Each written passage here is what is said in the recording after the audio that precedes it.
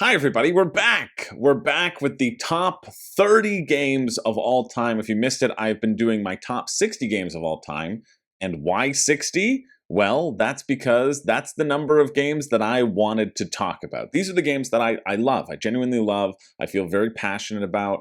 And I ranked, I mean, I have a whole list of, I don't know, over 300 of games that I ranked that were in consideration. And then I deleted some and I got rid of some. And there was a whole process, which again, I talked about in the ranking of the 60. The main point being that the reason I chose 60 is because all these games are good. And I feel very passionate that you should watch every single one of these videos. Not in a way that I normally feel passionate about. You can usually skip some of mine. I get it. It's fine. We're busy. These, no, they're great. They're great, I'm excited about them, and I'm excited to talk about them, and I'm even more excited as we go along, as the numbers get higher or lower, depending upon your point of view. But the reason why it's at this 60 is because these are the games where I felt, you know what, they deserve a spotlight of honor, and then when it was like 70 to 61, I was like, you know what, they're fine, they're good, they're pretty good, they're great, some might say, but they don't fill me with overwhelming joy like these games do. I'm very excited to be doing this series. It's been 2 years since I have done my top 20, and now you're getting triples. So let's get into this list right away so I can talk about fun stuff. The first one being number 30 by one of my favorite designers, and it's because of this game and perhaps other games on the list that I realized that they're my favorite designer, Lorenzo Il Magnifico. Lorenzo Il Magnifico is such a beautiful beige the board game. This is one that my friend Reed hates, like absolutely abhors. And it just shows that some people like Euro games and other people hate them. But I really like Lorenzo Magnifico. And what I've been doing in this series, in case you're just tuning in here, well, go back and watch. But I'm just going to talk about the things that I really like about the game and about the game design. Number one, what I really like about Lorenzo is the dice. And I love dice worker placement, but you also can run into that issue of games not being balanced. If you only reward dice that are sixes and that are higher, and somebody rolls poorly and somebody rolls well that's not a very good game, is it? That's hard to do with the dice worker placement. But what I love with this is that it gives everybody that variability that the dice worker placement has. It gives less actions to people. It gives less flexibility. Maybe you really needed it to be a 6 and it's only a 4 to activate certain things. And so you have to pivot your strategy. But everybody is working under the same constraints. Everybody has a black and a white and an orange worker, and you also have a worker with 0, who's the bastard of the family. And yeah, I just think this element right here is so good, right? It's so exciting. It makes all of your workers feel valuable or in different ways, and it gives every new round a different puzzle. I also love these cards. So essentially how you build the deck is, let's zoom in if we can. Yeah, in each of these towers, you're going to have the same cards every game. You'll have 3 ages in the game, and each one of those ages will take 2 rounds. So you essentially have 6 rounds of the game. And in the first 2 rounds, you will see the same 8 cards all the time in these first 2 rounds. But the order in which they come out, again, because of the dice and because of the changing value of your workers, they may not always be accessible. And I really love how that creates such an awesome variability for this game. So much so that I actually have a little mini expansion for Lorenzo. I don't have the Towers expansion, I don't have the main expansion, but I do have a little mini expansion. And that mini expansion just introduces a whole new set of cards. A whole new set of 4 times 6, 24 cards for each tower. And I rarely ever use this. Oh, this might be a good one to lean upon my 3D printers out there. George, if you're watching, I know you are. And I know you're going to jump at this opportunity. Send me some files of what you think I might like for a 3D print insert for Lorenzo. Thank you so much, George. And for those of you who think I'm just talking to my last name and I have a split personality, yes, that's what it is. That's the reason. George is my the thing that I go into a fugue state, and he actually knows 3D printing. It's my alternate personality. But yeah, I really love the variability, and the variability that happens in this base game is so extraordinary just because of this dice mechanism and how the cards come out in these towers. You know that these cards are coming. If you're familiar with the game, you're guaranteed to see these cards, but it might be in a locked spot, or it might be in a spot where it's harder to get to. I don't really care about the church track. You have to invest in church points or else you get negatives. I think it's interesting, but it's not something that I like actively enjoy engaging with. But what I do also enjoy engaging with is that every one of the spots on the board feels integral to go there first. Every tower, only one person can go there first, and then whoever else goes into that tower to get a green card, a blue card, etc., has to pay coins. And so there's this real pressure of, man, I really need to go everywhere all at once, but I can only go into one spot. And so having that tension in the game makes this for just a beautiful, beautiful Euro game. Grabbing your points, getting endgame scoring, building up your own personal activation board as well so that you can put your worker down and activate all the cards that you took to get stuff. Each card can build to your engine and also gives you a permanent ability or a single one-time ability. The card variability is very fun. Yeah, everything about this game, I just love the interaction points and how it all works together. One thing I don't love is that the workers are in sizes of 1 or 5, and you can barely tell the difference between the two, but that's just a production issue. It is now just a big box, I feel. I don't think you really see Lorenzo on its own anymore. I think you see the Lorenzo big box, which incorporates a 5th tower and some more cards. Which, sure, I would like to play that at some point in time, but I find that even just the base game is great. And you can see by the recommended, or rather looking at the not recommended, there are not a lot of people who hate the player counts. 2 to 4 players, great game. That's Lorenzo. The beauty of Lorenzo Il Magnifico. Where was Lorenzo last year? Or 2 years ago? I keep on saying last year. It was 36 last year. So again, sitting at 30 spot, gone up a little bit.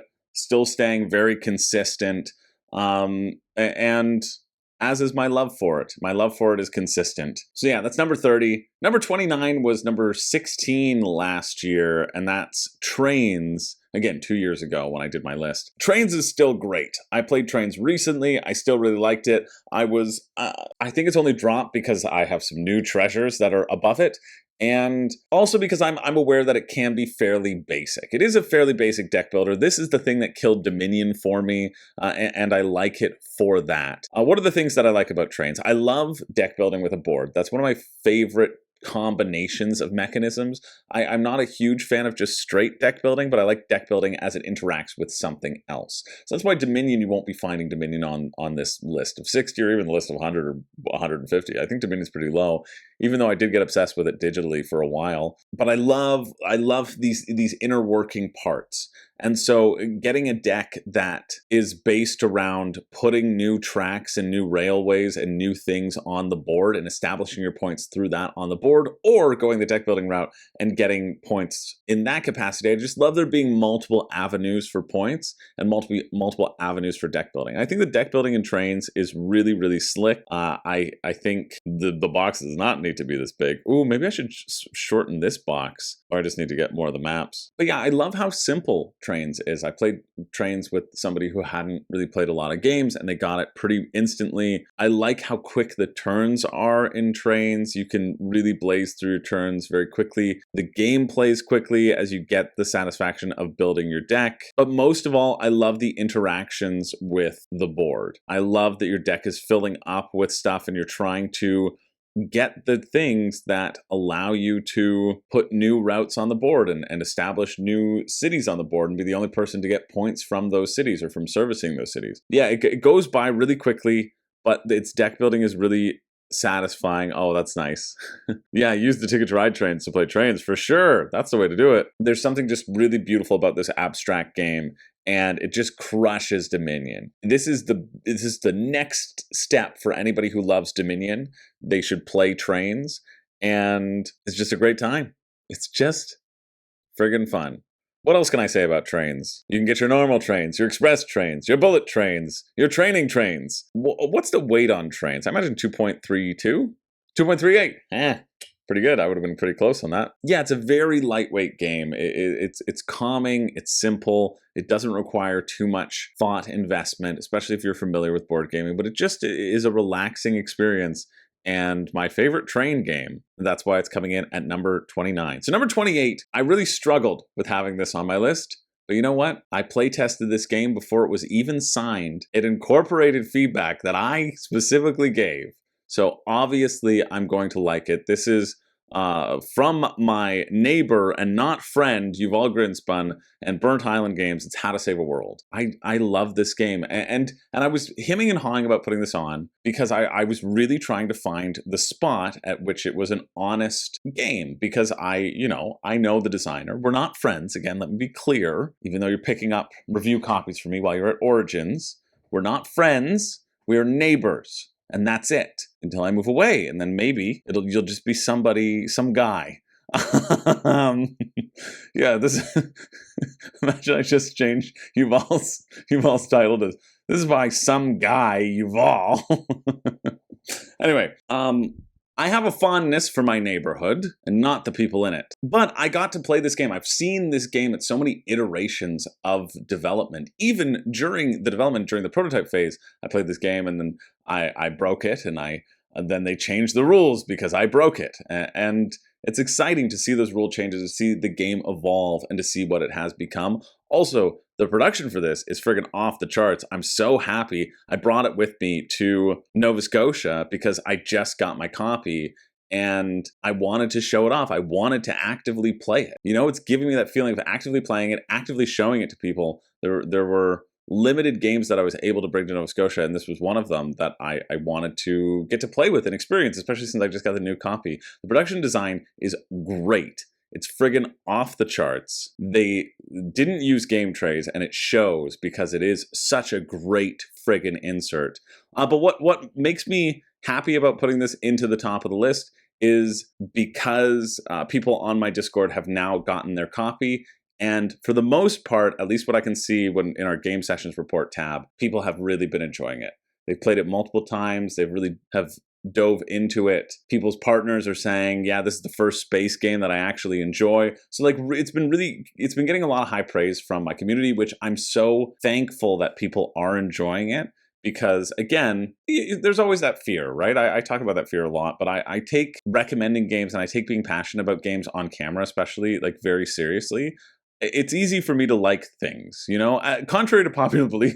I actually do like a lot of things, but I'm always sort of worried and concerned that my enthusiasm will make somebody make a purchasing decision that they are then unhappy with. It's a real concern for me. It's something, probably because I'm a big people pleaser, but also, I don't know, it's a responsibility I don't take lightly, right? Like I am always managing my budget, and if you sort of spend money on something and it ends up being a poor experience, that sucks, right? And I never want to be the person to be like, hey, spend your money on that, spend your hard-earned money on that, and then cause you to not only have a bad experience, but also have now spent money on a bad experience as well. It's just not something I want to do. So I'm really happy. Anyway, I'm really happy that people are enjoying How to Save a World. What do I like about How to Save a World? I love the breakdown of these cards, that you can choose to get more actions or boosting certain actions or just endgame points as they come up. But I love the card economy in terms of how you buy cards. Your first card costs you 3 resources. Your second card costs you 4. Then it costs you 5. Then it costs you 6. Then it costs you 7. Then it costs you 8. And it goes up. So you can buy as many cards as you want as long as you keep paying the cost as it keeps going up. And so as it's going up, you're like, you have to hit this decision of, okay, do I invest this money in buying the cards or do I invest it in somewhere else? So I really like that. I love the theming of it. I mean, to an extent, I love the theming before. That's cool. It's cool seeing it in different languages. I love the theming of it before because it was more cutthroat. We used to not be like saving animals from a planet, but it was like saving people from Earth and putting them on Mars. And I like that because then you can be a cultist obsessed with the asteroid crashing into the planet and be like full villain, enter your villain era. But I really love this idea. This is what really drew me into the game to start with, was the idea that you are investing in these tracks and they are worth a different amount of points depending upon what the outcome of the game is. And so if the laser wins and shoots down and you invested in a laser, you get more points, right? If the shield goes off, you get more points. Or if neither of those things happen and the planet gets destroyed, well, you should have predicted that and you should have worked on evacuating people, and so you get points for evacuating people. And I think that as an end game structure provides such an exciting tension to a game. I think the climax of the game cannot be lost because you don't know who's going to have these points. You don't know who's in the lead, right? Because they may get 8 points, or they may get 16 points, or they might get 4 points, right? And you might get that 8 points. And so that swing can make the difference. And so it keeps your decisions filled with tension, but it also doesn't discount everything else that has happened, essentially. So yeah, I think it's really fun. I like pulling stuff from the bag. I like this randomness element, and I like that you don't know when the asteroid is going to hit the Earth. You might get one more turn, or you might not, depending upon how many like black cubes you pull out, how many spaces it advances towards the center, towards the striking definitely not Earth or Ilaria or whatever it's called. So I think that's really cool. I like the use of tags here, that you can garner additional resources based upon tags. And I also really like that if you have your workers on the moon, they can take moon actions. If you have them on the planet, they can take planet actions. And you can move them back and forth, but there's a cost, right? And so planning out the actions of like, okay, I'm going to do this action, then that's going to be sent down there, and then this is going to be sent up there. I think that's really fun. I'm excited to try out all the asymmetric abilities. That was the sort of Kickstarter expansion, was asymmetric tech powers. We'll see how those work out and how broken they are, or how exciting they feel to play. But yeah, I don't know, I think it's great. I also think, yeah, this is also another great point of, I love that you can use your cards as the tags instead of what they're for, so that it actually gives you a reason to stock up on endgame points earlier on in the round. Because you're like, no, I'll take an endgame point. I can use it as a wild tag to boost another action, and that's fine, right? And so having those cards isn't a detriment to you, which I think is cool. I think is great. So all in all, I think How to Save a World is great. I'm thrilled to have seen it published. I'm thrilled to have seen it published by such a great publisher as Burnt Island Games. I find Burnt Island Games production to be some of the best in the business, and they're a production company who I always look out for because of the quality of game that they produce, just the physical quality, and they care about the environment, and they're based in Canada, Toronto. So also fun to be supporting Canadian. Yeah, it's a great game. Super proud of you all for the game. I definitely think it's best at 3 and 4, but I like the changes that they implemented that I think Rado suggested, of having dummy players on the tracks for 2 players. So I think that's really neat. I don't know how the solo plays on this. You can drop that in the comments if you played it solo. But yeah, I like interacting with this game, and it's one game again. Going through these, I'm actively excited to play these games when I talk about them. And that should tell you why they are on this list. It's just like talking about the game. I go, oh, I can't wait to experience that experience again. So yeah, How to Save a World is great. Number 28. Number 27, I'm gonna throw in 2 in number 27. There are not 2 that are sort of comparable. The first one is Pandemic Legacy Season 1. And so there's a caveat here, because I haven't played Pandemic Legacy Season 1 in probably 3 years. Or maybe 4. I haven't played it in a while. I'm halfway through the campaign. But the memory of that experience is so core to my gaming experiences that it has made the top 30 2 years in a row now. It is an exceptional game that I'm actively excited to keep playing and to play again. I just need to get the friggin' band back together.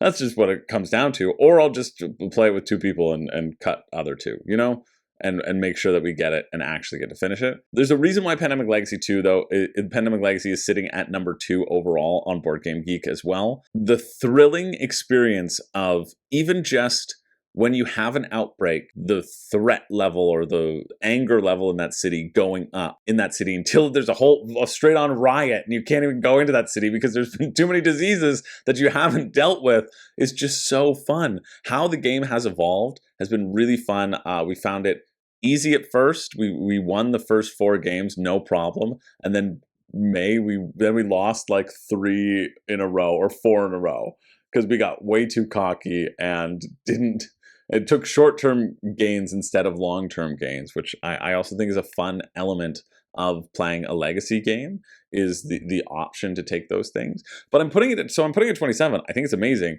I haven't played it in such a long time, so I'm going off of memory, and I'm interested to see if when I get back to it, now having a lot more knowledge in board gaming than when we first started. I mean, we got it back in like 2016 or something, and we played a bunch. So I probably haven't played this in 5 years, let's be real. So I'm adding in another one because the problem with Pub Meeple that I was using to rank things is that you have to import different collections, and so I don't own some games because I have made Zach own them. I don't need to have a double copy with somebody who I'm going to always play that game with. And so I'm putting in a real game that I just didn't make the list, and I think it should sit around this in this area as well. That's also Nemesis, also coming in at number 27. I think generally I prefer Nemesis Lockdown. I played both of them recently, and it was really fun. I did that in the, what did I call that video? Just Board Game Weekend video that I had in May. Should have just called it GeorgeCon, because I played it with George and Ken, and Zach. And so we played 2 games of Nemesis in 2 days.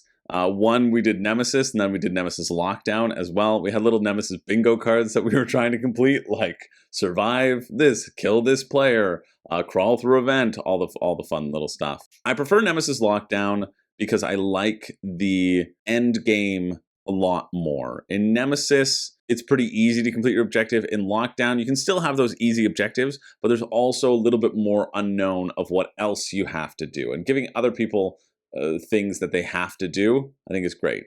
Nemesis, I said this in my other recap of it, but I'll repeat it again because this is going to live on forever. Nemesis, I don't think is a good game. I actually don't think it's a good game at all. I think like if you look at it just purely mechanically, it's quite bad. It's just like rolling for checks. Things are going to pop up. You're just going to die. Who knows? Like, it's so hard to do anything. They just keep on putting obstacle after obstacle after obstacle in front of you. I think it's bad, but I always have a good time with it. I think like the way it can produce emergent narratives through this framework is extraordinary.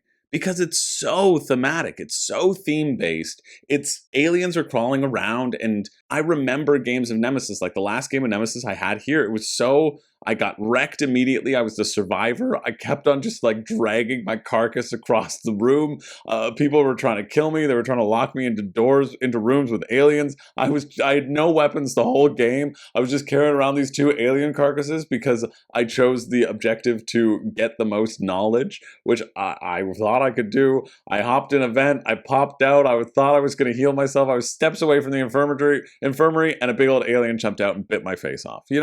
It provides these memorable experiences. I was so sad, I was so invested, I was legitimately depressed after that game. But I think that's the mark of a great game, right? That's the mark of a game that makes you invested in the time that you're spending. Like, why would you not want to be invested in this time? Why would you not want to create that sort of world and excitement? I would. I love diving into games like that. And so it absolutely has to be in this top list because it's so friggin' wild. But I think mechanically, I think it's so bad.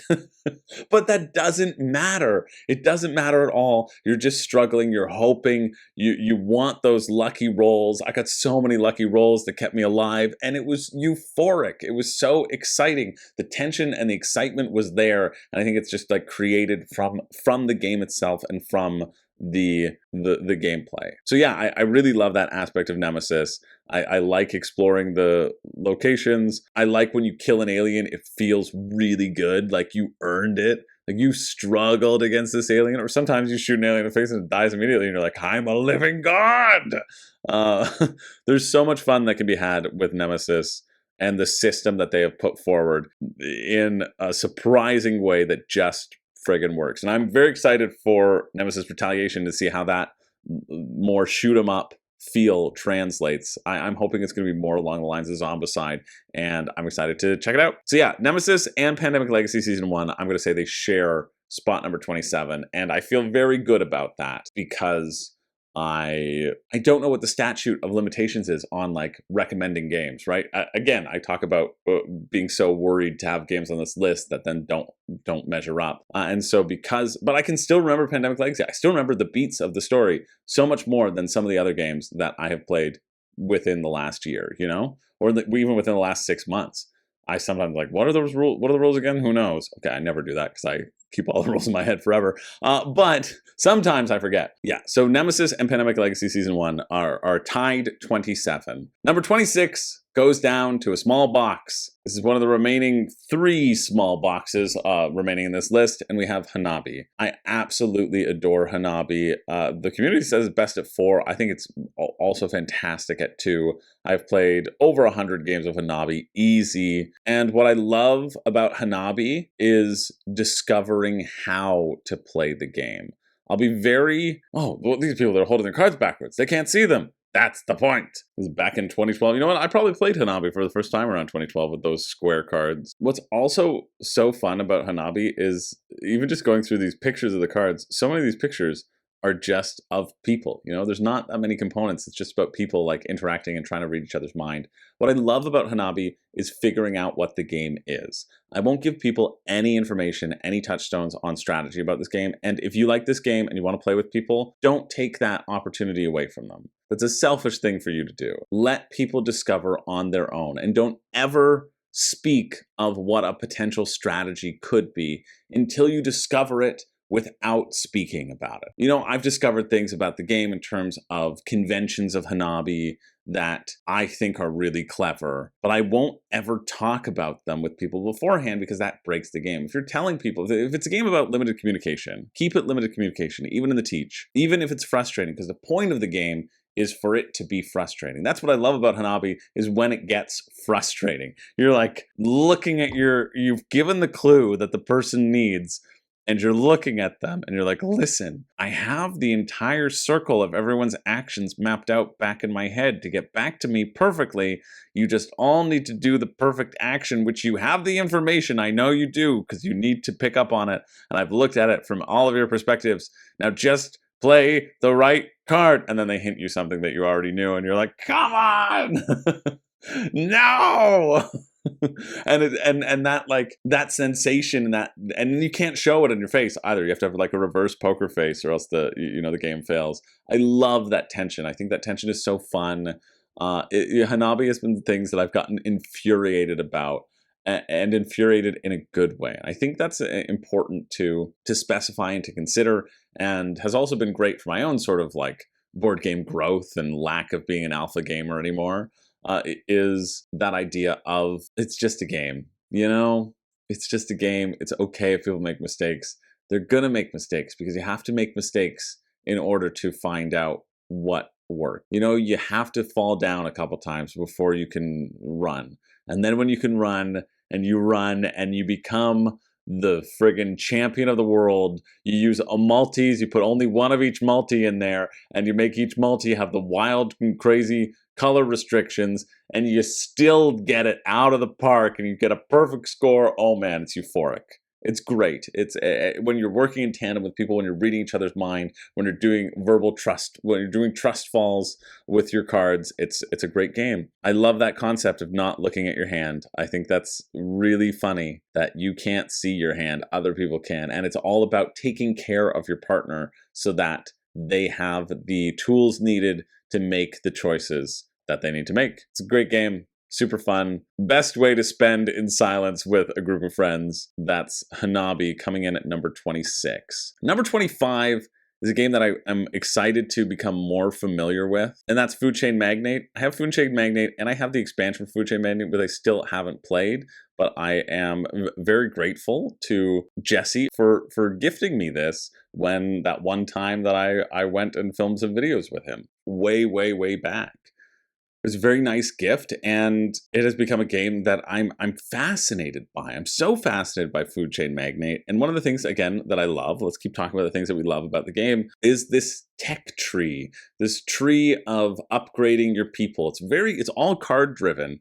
You're investing in these cards that can do different things, and you can only hire a certain number of those cards, unless you're my friend Drew, who just hired 1 million waitresses, and that's it, and just had a bunch of waitresses in his restaurant and nothing else. I don't know if we could call it a restaurant at that point, Drew. I don't know what they were serving, but I think Food Chain is so interesting in the way that you can lose it right off the bat. but also in the way that you get these special powers from the choices that you make with your initial plays that will ripple throughout the game. There's a fun way of outbidding your opponents so that they will come to your restaurant, that you can undercut them so that they have burgers, but they ain't got anybody to sell to them. And then their burgers just go bad because they don't have a fridge. And so they're constantly making burgers, but they're charging way too much for these burgers and nobody buys them and they throw them in the garbage and you're just walking away with, a dollar here, a dollar there. Grab a waitress and get some tips. I think it's really neat. It's a game that I don't feel like I've scratched the surface of, but I also love the ideas that the expansion puts forward just with swapping in and out different cards and different selections of things that you can work with. I love these milestones. I love the concept of these milestones. So the first person to play something that lowers prices gets a permanent lowered price. And you might think that's a bad thing, but people will come to your store then to take your wares because they are cheaper than anywhere else. It makes sense to me. I will certainly travel across the city if it saves me $1 and I'll forget to factor in gas or TTC transit or even time. It doesn't matter. It saved me $1, so I'm going for the deal. Yeah, I think it's a really fun theme. I think it is less complicated than people think it is because it's all about just what cards are you going to add to your mix? How can you hire people? How can you balance out this card play, which adds in getting burgers, getting whatever, and then selling it to the people who need it or who are brainwashed into wanting your wares, which I think is fun. There's a common theme in the games that I like that it always feels like you want to be like you want to always be doing something first. And here it is exactly that. You feel like you need to be doing everything and you can't. And I like games that force those choices and decisions upon you. So yeah, Food Chain Magnate is great. I was excited about the Lucky Duck remake and then I was bummed by it because there was so much bloat. And then they put out like a nice middle ground of things that I actually thought were great. And so I think either copy are good ones to consider, but it can definitely be a little bit long. I'll usually set out a good chunk of time, but if people know the game, you can get it up and snappy. So that's number 25. Number 24 is Raw. Number 24 is Raw. This is another one that I feel so grateful to be working for the World Series of Board Gaming because it introduced me to Raw. I got my copy of Raw because of this. And man, oh man, again, talking about great production quality, like How to Save a World is great production quality. 25th Century Games gives this copy great friggin' production quality. It is like when I look back at other editions and see the sort of editions that people were creating, I'm like, man, it just pales in comparison to the production quality and the tactile, amazing feel that just the retail copy of Raw has. It's so well done. Raw is a beautiful auction game. What do I love about Raw? I love the sensation in any games that have bidding. I love when you have the tough choices of, okay, I'm bidding right now because I'm trying to convince you to bid. And there is that tension there that I don't really want this bid, but you can't really afford to turn it down. And so both of us are in a bad situation because you don't want to pay. You don't want it right now because you know it's not good for me, but I know you want it because it's really good for you. And having that tension there or deciding to sit back and wait to draw a bunch of tiles to see if you can get that boom or bust feeling, which I really think adds a lot of fun to the game. I love this big friggin' wooden piece, the statue that 20th Century Games just threw in for no reason. This Raw statue here is just so thick and chonky. Again, the production design is great. These boards didn't used to be included, are so smart in terms of organizing your tiles. And I like the tension and the randomness of pulling stuff from a bag. It's exciting. It's exciting to cheer for people's demise, and it's exciting to try to go on a run as well.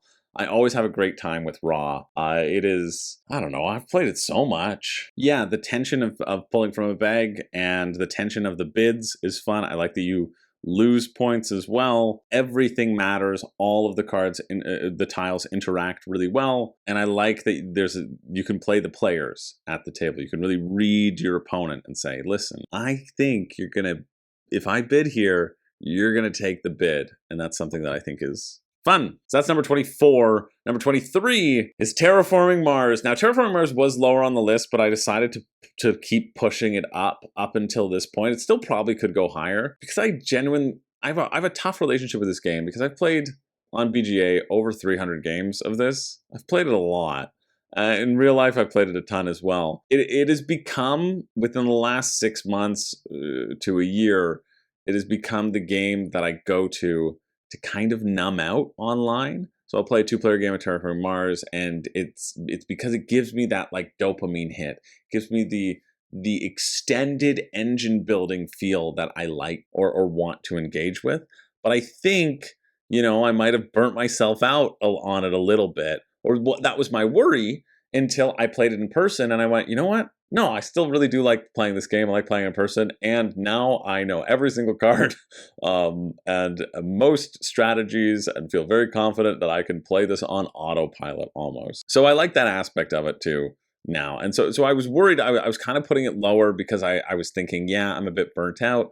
But any game where I would still happily play after over 300 plays, I think is a pretty good game. I think that speaks to some sort of enjoyment about it.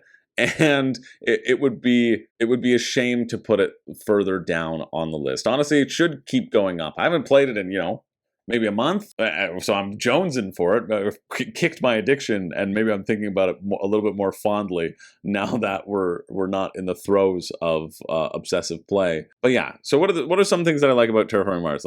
I love the way WSBG plays Terraforming Mars, and that's how I incorporate it into people who have knowledge of the game. You get to draft your starting hand of 10 cards, and you draft your preludes, and you get guaranteed a prelude corporation and 2 regular corporations, and then you make all your choice. And so it gives you a lot more agency, a lot more starting power than just getting a random hand of 10 cards and being like, well, none of these really synergize. I guess I'll throw them all out, and take Terractor and hope for the best, or Inventrix or something.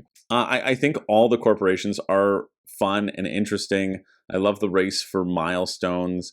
And I love the economy of Terraforming Mars. You're going up on so many different tracks. The dopamine receptors feel really good when you're getting the steel and this titanium and building up your engine. I like the base map, even though it has some places that are pretty standard as the first city drop. I don't mind that because there's so many other things to engage with. It's not just racing to do cities. It's like, do I even want to invest in putting a city on the board right now? Probably not. I want to invest in this card play. I love all the card play that can happen with Terraforming Mars as well. And especially at 2 players, you get to play a bunch of cards. So I really enjoy this game at 2 players. And knowing the cards intimately only deepens the experience for Terraforming Mars as well. Being able to try to counterplay 188 cards at once is pretty cool. Plus, the Prelude expansion is fun. It's fun getting stuff right away that makes it a shorter game. You can play a game of this, a 2-player game online, in like 55 minutes. So yeah, that's only 300 hours. Not too bad. So Terraforming Mars had to be on the list. I think it dropped a little from a previous year. It was 13, and I think some of that burnout pushed it down to 23. But again, let me remind you that all of these games are great. Every single one of these games I love, and I think is great, and I enjoy. So we're moving on to number 22, another space game. We have Planet Unknown. What was funny is Terraforming Mars is Yuval's, like one of probably his favorite game of all time. And I originally had Terraforming Mars like in 29 and How to Save a World at 28. And so I told him, I was like, listen, your game beats your favorite game. And so he was excited about that. And then I thought about it and I was like, oh, I don't know. I haven't played your game 300 times, you all. Sorry. So I'm sorry for taking that away. But yeah, we're moving on to number 22, Planet Unknown, which I still enjoy, even though I am adamant that their Lazy Susan lid is stupid. And it was poorly designed. And their stupid elastic was not a good fit. And that's evidenced by the community immediately discovering that 3D printed clips was a better solution. And I won't hear it. I won't hear anybody who says differently, because the evidence is there that the community was like, oh, this all sucks. And then everybody has printed out these 3D printed clips, which I'm sure there will be a picture of at some point, or I'll bring it up right now. Disappointed by the lid, and especially because a lot of people got the expansion primarily for a better lid. They put this forward as like, we're going to give you a better lid, and then it was a really awful lid that didn't deliver on the promises that they put forward. That made me very salty. I would have just gotten the base game, and I wouldn't have spent double. However, the game is good enough that it still makes the list, even with the company being stupid and lying. Yeah, this one right here. 6 simple clips, works like a dream. way better than the solution that they gave. It's just ridiculous that they were like, we did so much testing, this is the only possible solution, and immediately the community was like, yo, actually, here's the better solution. That being said, Planet Unknown is a fantastic game. It's a great design. It's one that you absolutely don't need the expansion for. So I got everything with the expansion. I got the deluxe edition with the expansion. I bought it with my own money. It's not like a review copy or anything. So it was like 200 bucks Canadian or something. And that was like a group buy with shipping involved. You can get the base game for like $90 Canadian. And this is absolutely what I would recommend doing. Or in fact, I'd recommend playing it on Board Game Arena first because there's an implementation on Board Game Arena, and then deciding if you want to get this game. I ultimately grabbed it because I think it's great for 6 players. I really wanted to bring it to Nova Scotia with me, but it was a little too big to fit into the jigsaw puzzle of everything sticking together. And also the flow of the game is really nice. You're constantly, again, I like getting dopamine hits in my games. It's that idea of, you know, shopping or seeing your world increase and get better. Every time you take one of these pieces, you're going to get to go up on multiple tracks. And every time you go up on a track, you get to do something fun. And so even just having the decision of, okay, there are 2 pieces in front of me, which is the better one to use, and then incorporating into your tableau, very fun. What's also fun is that each tech board has bonuses on it, and each planet has challenges on it. And so you could given a totally new planet that you have to build and deal with the challenges. Sometimes you can't. There's a big laser running right through the middle of the planet. You can't build over the laser. Or sometimes there are the rings of the planet that you have to be anchored on the outside to get it. Some of your planets are just filled with water, and you have to consistently build on water, but every water space gives you something special. There's like one combo of planet, I think it's the water planet, and there's like a water tech that are just broken and are not recommended. But I like playing with both of them, even though they say either like pick a regular planet, pick a tech, whatever. There's a lot of variability. There's a lot of fun asymmetry that happens in Planet Unknown that keeps me coming back. I also really like how they deal with public goals. In like a 6-player game or any player game, you are competing against your neighbor for a goal or an objective. And you're competing against your other neighbor for a different goal and objective. And that kind of goes around the whole circle and goes around the table. And so because of this, you get a nice varied elements of people working towards different things, a nice little incorporation. And so I got the Supermoon expansion because I wanted some extra planets that they were offering. But deep in my heart, I knew that it wouldn't be a good expansion. And it's fine. It's fine. It basically just adds an additional moon. And you don't need it whatsoever. It doesn't improve the game whatsoever. I think base Planet Unknown is absolutely the way to go. There's no need to get anything else. But yeah, the dopamine that you get, the constant dopamine that you get, the puzzle of putting the polyominoes together is really fun. The planets themselves, the different asymmetry is great. And there's some stuff that you're racing for as well, different tech levels that you're racing for. Everything all works together to make a fun asymmetric package. And there's also a fun balance of wanting to take larger polyominoes to fill more space, and then taking the smaller ones to get different abilities. If you end up taking a bunch of smaller ones, and somebody could end the game, and you might still have space, but the game gets ended for everybody, and you have to balance filling up your planet in its entirety so you can score the planet points that are on it. So yeah, Planet Unknown, great game, really great game, only marred by a useless expansion and a company saying that part of that expansion would be really great quality for its backers, and ended up being, in my humble opinion, just shit quality and completely not what they were putting forward in their marketing. And so I will always feel a bit sore and sour towards Planet Unknown because of that. However, it is a great game. It's really, really good. And it's not sour enough for me to not like the game. I certainly do enjoy it quite a bit. And then finally, we're moving on to number 21 is Terra Mystica. 21 on this list. What was it 2 years ago? 2 years ago was 25. Again, staying fairly consistent. Terra Mystica is just, it's Euro goodness again. What should I call this section of 10? Old standbys and new favorites? Maybe that's the feeling of this one. And this is definitely, Terra Mystica is definitely an old standby of a game. What do I love in Terra Mystica? I love the 12 different clans that you can play, or the 14 different clans, rather, that you can play. I've only ever played base Terra Mystica. I don't have the Fire and Ice expansion. I know it adds in a couple more clans. I think each clan having their own ability and some different asymmetry in terms of how you lay things out on the board is fun. I also really love this in games where the more you build, the more income you get. And whatever you take off of your board, you're revealing new things and new abilities. I just think that that's so slick, and it really incentivizes, okay, I'm going to get this onto the board and this onto the board. And especially when there's a flow of back and forth of like, okay, I don't really want to replace that building because then I'm going to have to put it back on my track and I'm not going to get as much income. I think that's really neat. The other element of Terra Mystica that I think is awesome is this terraforming wheel. In terms of the halflings love dirt, of course they do, and it only takes one shovel to turn dirt into desert, but it takes 3 shovels to turn dirt into mountains or dirt into forest. And so you only wanting to build on a specific location, I think is interesting, and setting yourself up in a way that the entire board is structured where it's balanced for your expansion and how you expand. I think that's cool. I really like these tech tracks, and more specifically these additional bonuses that you can get, these circles that give you permanent income. I always like when you're choosing from different actions, and the actions that you don't get chosen, you get little coins on them. I think that's cool. Oh yeah, and I also really like that there'll be 6 different scoring conditions, and you will score them at the end of each round.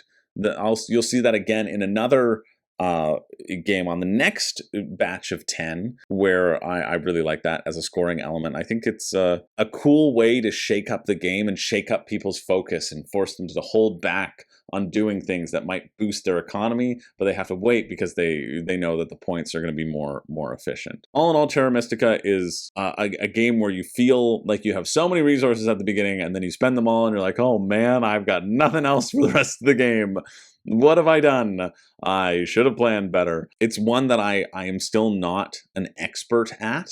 I'd say I'm a good player only, and that's exciting that I've played it a bunch on BGA, and I'm still learning my efficiency. Do I love the Wheel of Power, the magic power? It's fine. I mostly love the abilities that each faction gives you, placing things on a map to uncover other stuff, how the map interacts with each other, these bonuses. Cultist track is fine too. Yeah, everything that I said, those are the reasons why I like Terra Mystica. So to recap, number 30 is Lorenzo, 29 Trains, 28 How to Save a World, 27 Pandemic Legacy and Nemesis, 26 Hanabi, 25 Food Chain, 24 Raw, 23 Terraforming Mars, 22 Planet Unknown, and 21 Terra Mystica. These are all games in which I am always happy to play some old favorites and some new favorites. Old familiars? I don't know, one of them. That is numbers 30 to 21. Only 20 more games to go as we count down the best games of all time. As always, let me know what your favorite is out of this list and what your least favorite is, and why is it Terra Mystica or Trains? It's probably Trains. No, don't let me know why you don't like Trains. You know why you don't like Trains? You're an idiot. Trains is great. I love Trains. Oh, I love Trains. Anyway, thanks for being here. I've been having a real blast doing this. These are exciting videos for me. I understand why YouTubers do this, because ultimately we want to talk about games. That's why we started the whole thing. It's because we love the hobby. And what's better than loving the hobby than being like, whenever somebody asks me like, do you know, what's your favorite game? I'm like, oh, I can tell you what my top 100 games are in order. You ready? Yeah, I think it's really fun, and I'm excited to just sort of hang out with you all and share my passion and look at games and see where they will fall the next time that we do this list. I like this framing of the list. I've never really framed it that way in my mind. For other people's top 100s, I've always been like, you know what? No, it's top 100? Yeah, right. Top 10 is all that matters. But really, again, the reason why it's 60 is because it's the 60 that matter. And until there are more that matter, I'll incorporate more. I mean, I know I have like 5 just waiting in the wings that I didn't feel like I could add to this list, but will be on this list next time. You know what I mean? And we'll be like pretty far up. So that's so exciting to me. So exciting to me, that potential of shakeup. And I cannot wait to talk about the top 20. So we'll see you next week, I think, for the top 20. And yeah, drop in the comments below anything that you're thinking of. Thanks for watching. My name is Chris George. I do not have a catchphrase. I do have some excitement to share. Rah!